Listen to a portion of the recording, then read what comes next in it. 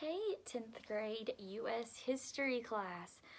We are actually going to have class today, wherever you are. Maybe you're in bed, maybe you're sitting at your dining room table, maybe you're sitting on the couch like I am.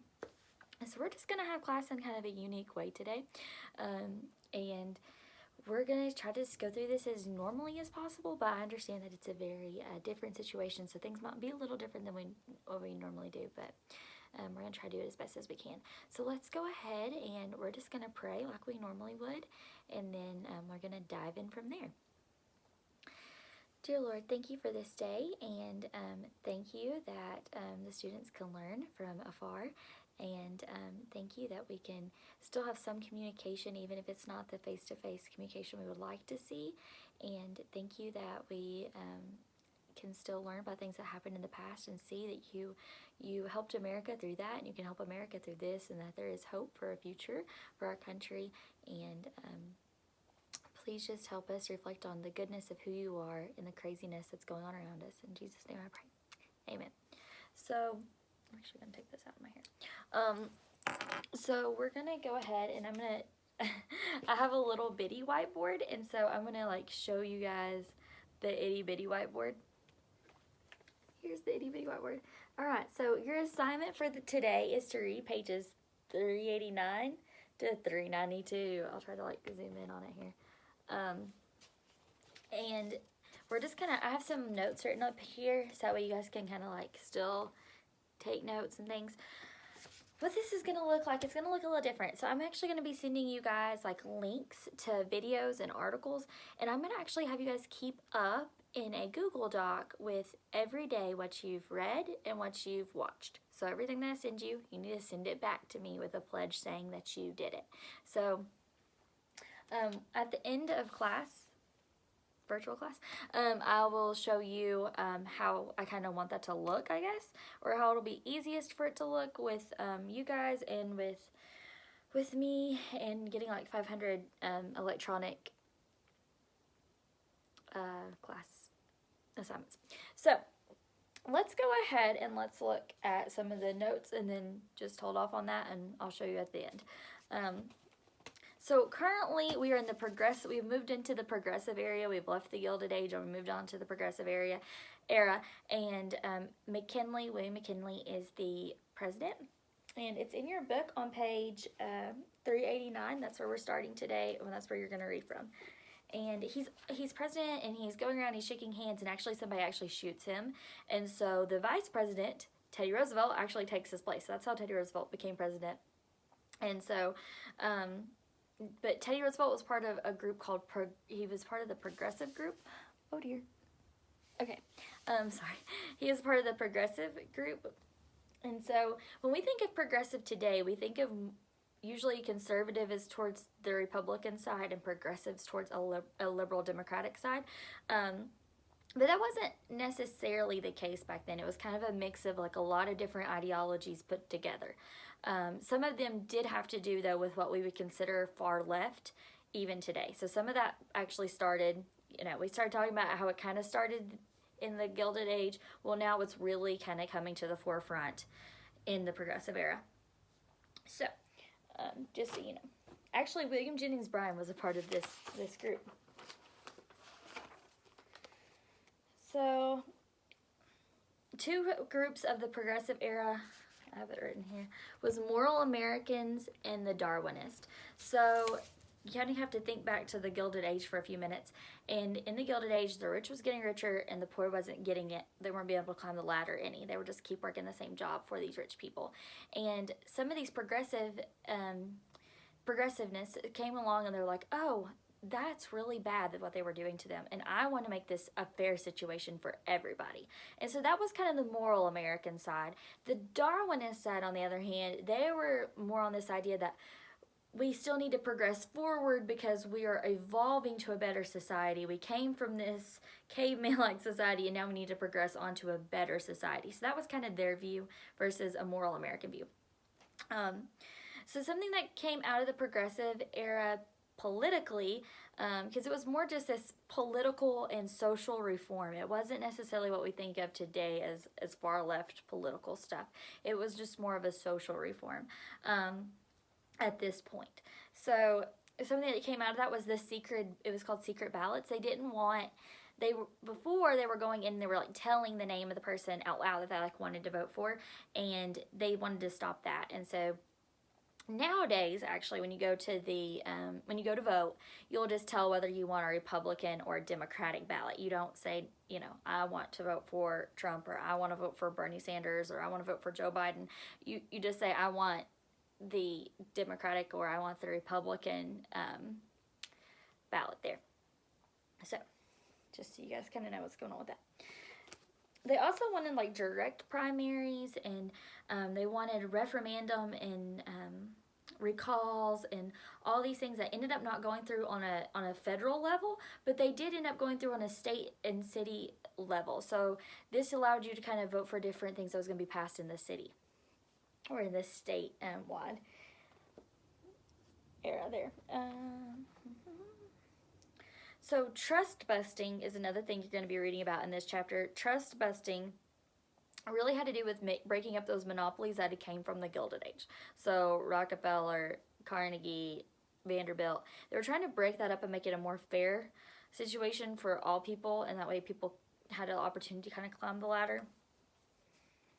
And the last thing you're going to kind of read about today is, well, not the last thing, but the last thing I have written on here before I have to erase it and then, rewrite notes, which I guess I'll do, it's called gas, water, socialism. So basically this is when they just wanted the government to be over city utilities instead of each person having them individually. This is not the kind of socialism that like we see now. This socialism that we see now in countries that accept socialism now are very different than just wanting city utilities and that kind of thing, like for utilities. It's that's more of the idea of government giving out Wi-Fi would kind of be the equivalent. So now we're moving on to some of the constitutional amendments that happened during this time. I want to make sure I get them all in here.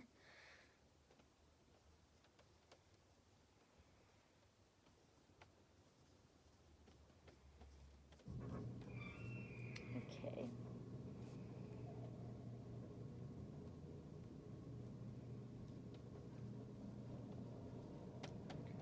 Sorry guys, I'll be with you in just a second.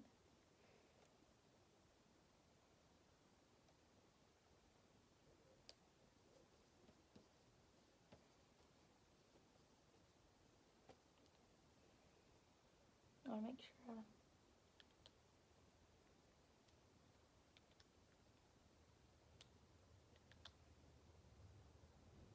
Oh yeah, that is okay.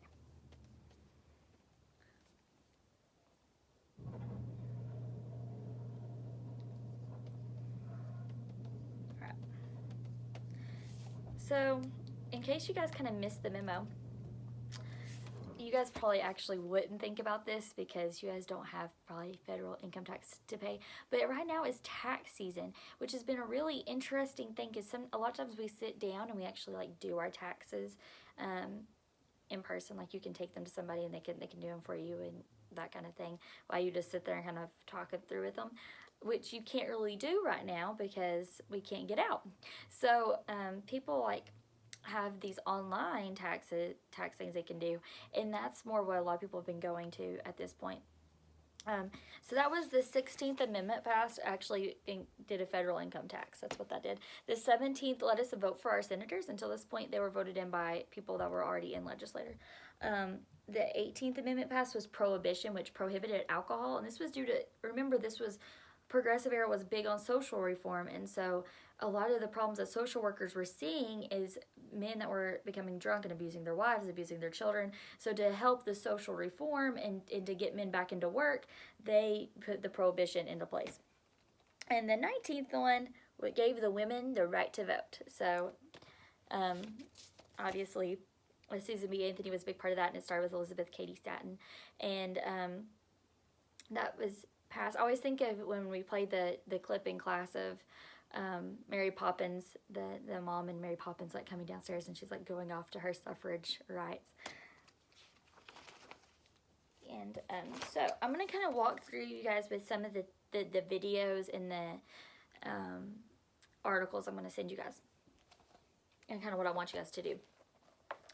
So basically, I'm gonna have you guys research some of Bernie Sanders' policies, because what we think of as progressive today isn't really what progressive was back then. Progressive today is very, very different. It's far left socialism. This was the beginning of socialism. This has gone far left socialism. So I'm gonna have you guys research Bernie Sanders and his policies. So that's your first thing of the day. Hold on. Let me write this down for you guys so you guys can kind of see it. Hold on. Okay.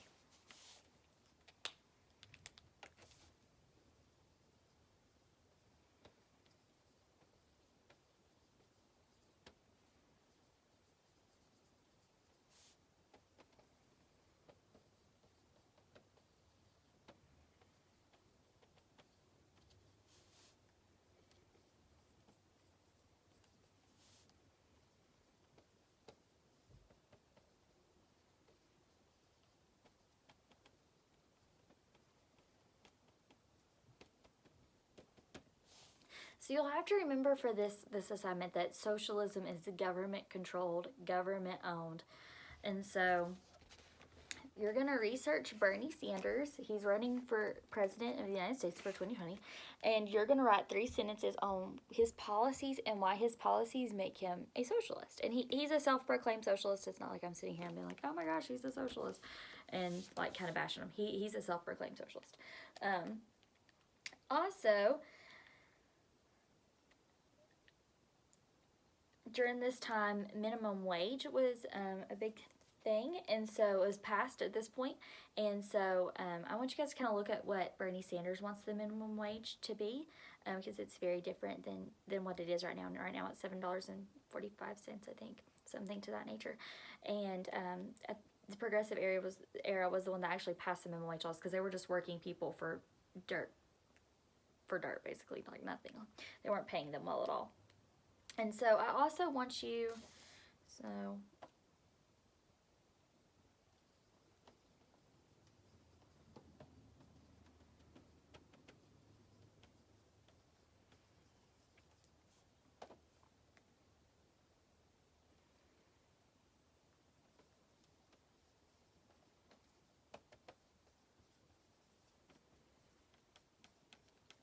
guys, I'll be done in just a second.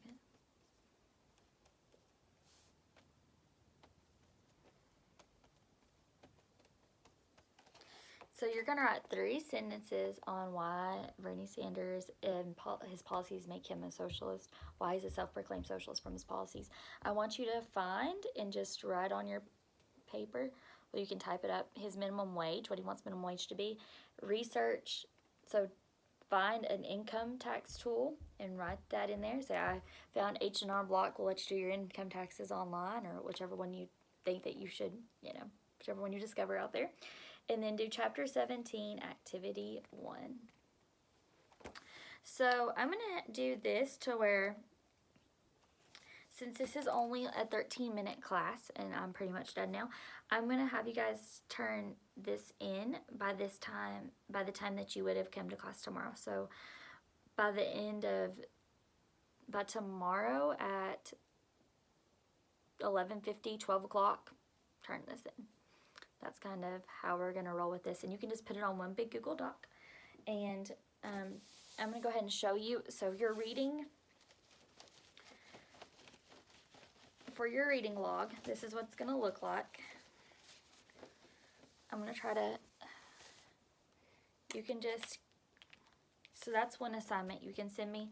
Obviously, for the workbook pages, you'll just have to send all that, like, you'll just have to type it out. Like, obviously, there's no way to send me the workbook page. Just send me the answers in a Google Doc. So for your reading and film log, I'm going to have you keep up with this, the things I send you to watch. you can just write the date over here.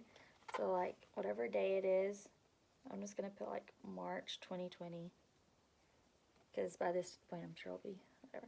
And you can just write the title. So like to that day on Monday, it would be, make sure I get the pages right.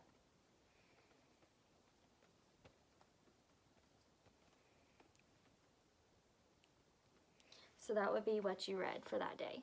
And then if there was a video with it, you would just put, so you can put read and then video, and you would just put the title of the video. So we'll just put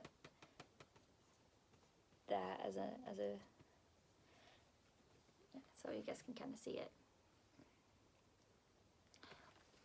If you have any questions, email me. We'll try to Zoom and all that. So keep a lookout for, I actually filmed these before we got some things set up. So you can email me. I'm going to be emailing you and telling you guys like, hey, this is when we're going to like do our class online or whatever. And I really hope that you're somewhat enjoying, you know, this time at home as much as possible. I know it's kind of hard to right now, but I miss all of you, and I hope you're all staying safe and doing very well. And I cannot wait to actually get to talk to you all in real life, and hopefully that's soon on Zoom, but hopefully even sooner face to face, and where we can be safe and talk at a, you know, good distance, and, you know, not have to worry about all the virus and germs and all that. So if you have any questions, email me. I'm going to be emailing you, and I'm going to be trying to send you guys cool stuff that I find. And yeah. Bye-bye. See you tomorrow.